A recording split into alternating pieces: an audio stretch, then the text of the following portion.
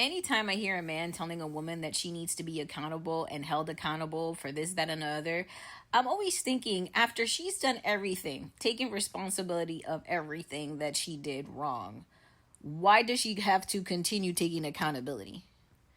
And what I realized is accountability to men means being alone and destitute, being the spinster that he's talking about, being the woman with cats, the same woman he's going to complain about and make podcasts about and all that.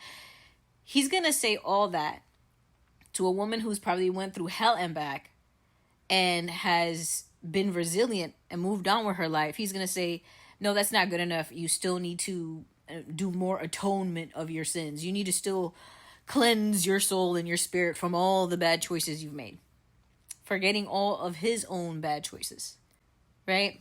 And the thing is, a lot of men are good at keeping secrets. And so it's easy for people that spend a lot of the time doing things in the dark and also being part of the cult of man that basically helps them hide who they really are. And so, yeah, it's easy for men to say to women, "Oh, you need to be accountable. She needs to be accountable." Sir, she is 73 years old.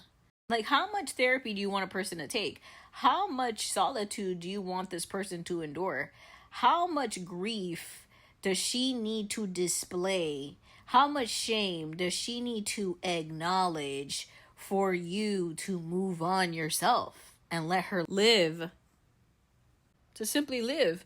Imagine being a man and you've gone through every road of redemption to change, and you've seen the error of your ways.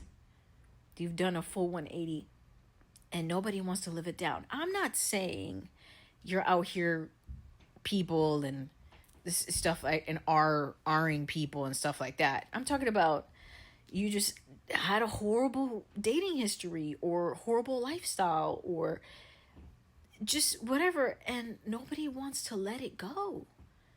And you've changed so much that you're nothing like that person in the past, that if you were to even tell people this is how I was 10, 15 years ago, nobody believes it. Nobody believes it, you know? And now imagine that affecting your love life.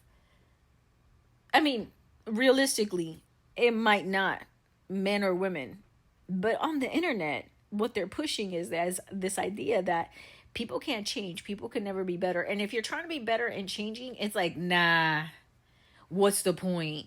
You should have stayed the same. That doesn't make sense. It doesn't make sense.